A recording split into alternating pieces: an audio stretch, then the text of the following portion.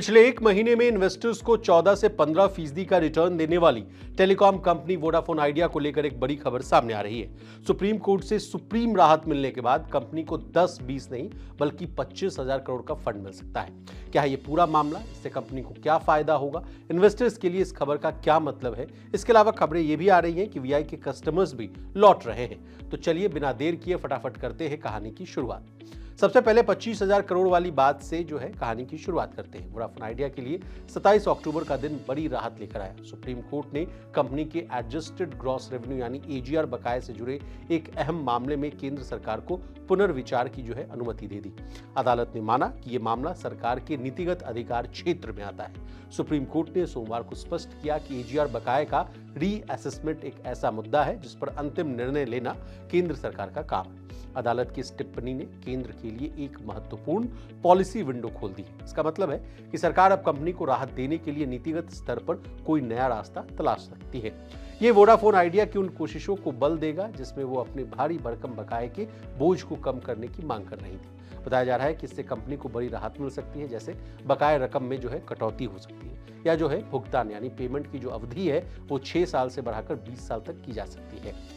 अब इस राहत के कारण खबरें ये आ रही हैं कि वोडाफोन आइडिया को लगभग 25,000 करोड़ का फंड यानी जो है कर्ज या निवेश के तौर पर मिल सकता है, क्योंकि बैंक और निवेशक जो है यानी जो इन्वेस्टर्स है अब कंपनी पर भरोसा कर सकते हैं। इसके अलावा फंडिंग मिलने के बाद कंपनी 4G और 5G नेटवर्क जो है मजबूत कर पाएगी। जैसे जियो और एयरटेल देश भर में 5G दे रहे हैं, वैसे ही वोडाफोन आइडिया भी देश भर में अच्छी स्पीड और बेहतर नेटवर्क जो है वो देख सकती है।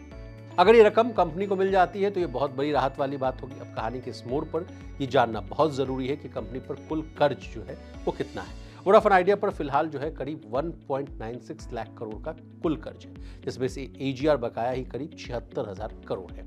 बता दें एजीआर विवाद की वजह से कंपनी पर लगातार दबाव बना हुआ है। बैंक और इन्वेस्टर्स भी यही कह रहे हैं कि जब तक कंपनी के ऊपर का सरकारी बकाया जो है साफ नहीं होता तब तक वे पैसा देने का जो है वो रिस्क नहीं उठाएंगे। लेकिन अब जब सुप्रीम कोर्ट ने सरकार को एजीआर बकाये पर फिर विचार करने की छूट दी है तो निवेशकों का भरोसा भी बढ़ा है। ये फैसला वीआई के लिए ऑक्सीजन जैसा काम कर सकता है। इसके अलावा वीआई के लिए एक दिलचस्प बात ये भी है कि हाल ही में 21 महीनों के बाद पहली बार वोडाफोन आइडिया के सक्रिय यूजर्स यानी जो एक्टिव यूजर्स हैं उनकी संख्या बढ़ी। इसका मतलब है कि अभी भी बाजार में कंपनी के लिए जो है जगह बची हुई है। कई कस्टमर्स का मानना है कि अगर नेटवर्क सुधार दिया जाए या सुधर जाए तो वे वीआई को एक बार फिर मौका देना चाहेंगे। अब वीआई, सुप्रीम कोर्ट, केंद्र सरकार की बात हो रही है तो what is the way forward की भी बात कर लेते हैं। यानी आसान भाषा में कहें तो आगे क्या हो सकता है ये जान लेते हैं। देखिए अब गेंद जो है सरकार के पाले में है। सरकार को तय करना है कि एजीआर बकाये में कितनी राहत दी जा सकती है। भुगतान की सीमा जो है या समय सीमा कहिए वो बढ़ाई जाएगी या नहीं ये भी सरकार को तय करना है। क्या बकाये का कुछ हिस्सा पूरी तरह माफ होगा या नहीं ये भी सरकार को तय करना है। बता दें अगर सरकार सकारात्मक रुख अपनाती यानी जो पॉजिटिव जो है रुख अपनाती है तो वोडाफोन आइडिया जल्द ही अपना 25,000 करोड़ का फंडिंग प्लान जो है लॉन्च कर सकती है। अब जाते जाते इन्वेस्टर्स के लिए फायदे की बात कर लेते हैं, यानी जो लोग पहले से शेयर होल्ड किए हुए हैं उनको क्या करना चाहिए। तो सिटी जो ग्लोबल ब्रोकरेज हाउस है वो उन्होंने कंपनी पर हाई रिस्क बाय रेटिंग जो है वो कायम रखी है।